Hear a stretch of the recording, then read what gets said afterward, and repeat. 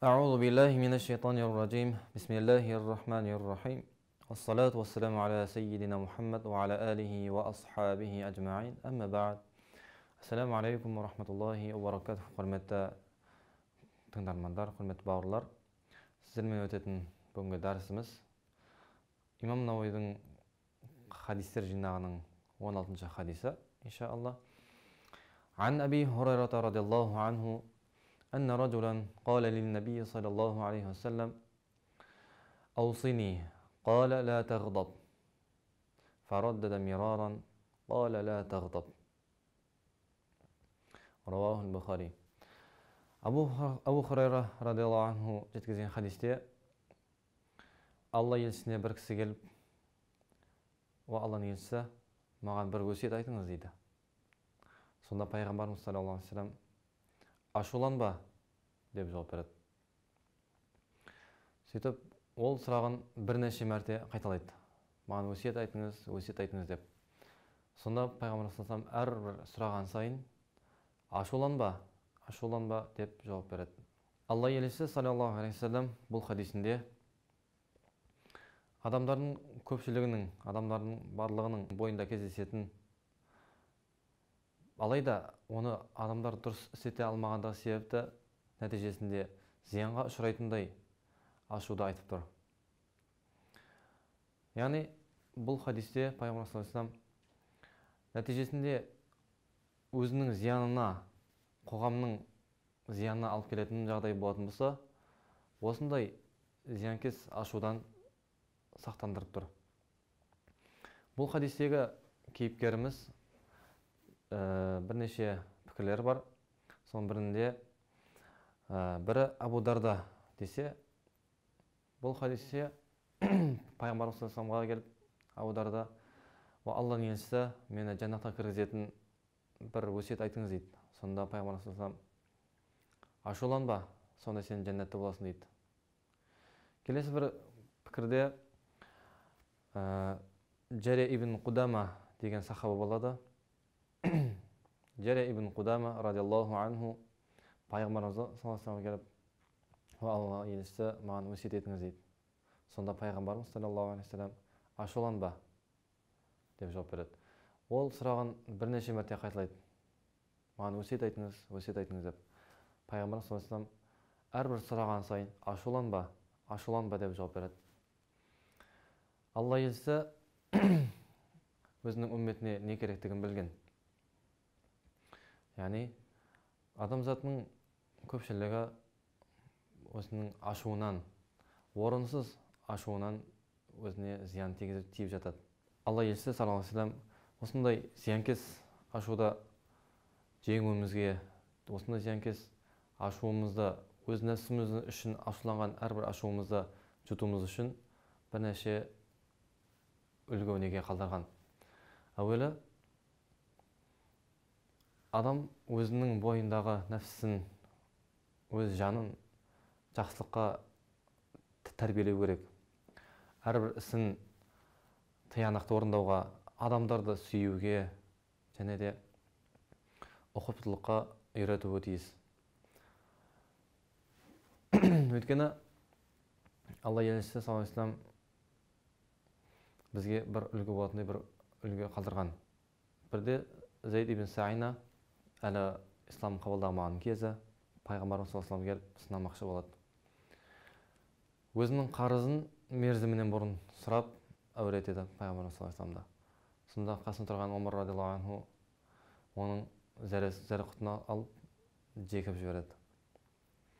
Сонда Алла елшісі, ей Омар, тап қазір бізге керегі бұл емес еді ғой, басқа нәрсе еді ғой дейді. Сен маған қарызымды уақытылы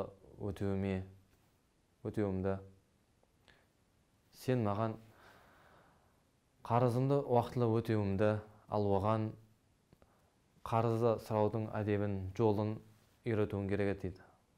Сөйтіп, сол сәтте пайғамбарымыз Мұхаммед Мұстафа саллаллаху алейхи ва саллям қарызын өтеп, және де Омар радиаллаху анху оның зәр-құтын алғандығы үшін сый сияпат беріп өтемін өтейді. Осындай пайғамбарымыздың саллаллаху алейхи ва саллямның көркем мінезділігін, ұстамдылығын көріп, ислам дінін қабылдайды. Келесі бір ашуды жеңудің бір тәсілі, адам ашуланған кезде осы ашуының нәтижесі қандай болмақ, соны ойлауы тиіс. Нәтижесі зиянды болатын болса, онда ашуға берілудің күнәсі жайында, және де ашуды жұтудың, ашуды игере білудің пайдасы жайында ойлануы тиіс. Өйткені Алла Тағала деп Құран аятында келтіреді. Ол сондай жәннатқа жарысушылардың, жәннатқа асығушылардың кейпін сипаттаған кезде осындай бір сипат айтады.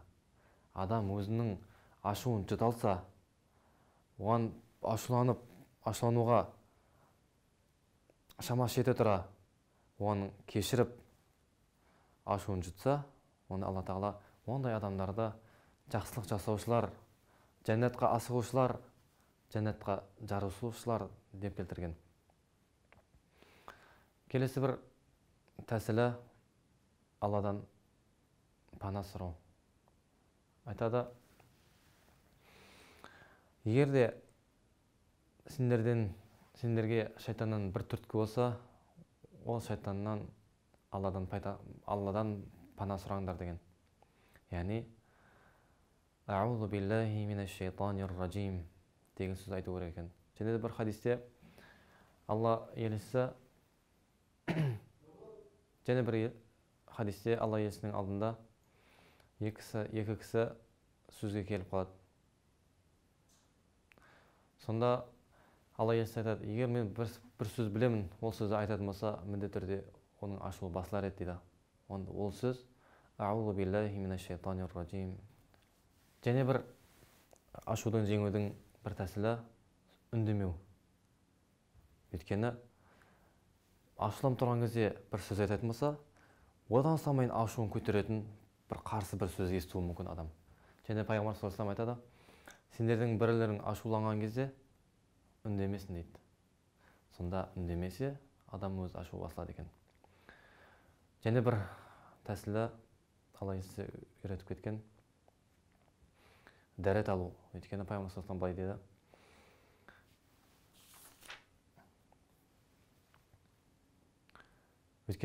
вассалам былай деді,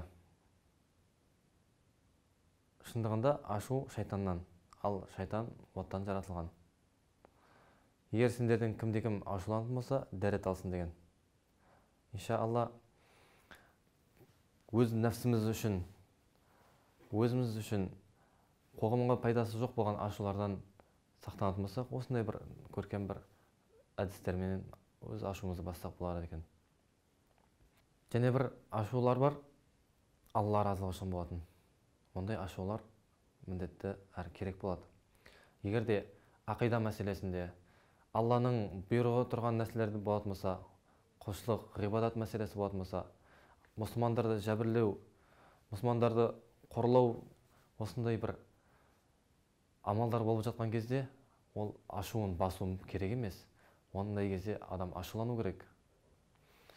Алла Тағала өзіміздің нәпсіміз үшін, өзіміздің қарабасымыз үшін ашуланудан сақтанып, Алланың разылығы үшін ашулануымызды нәсіп етсін.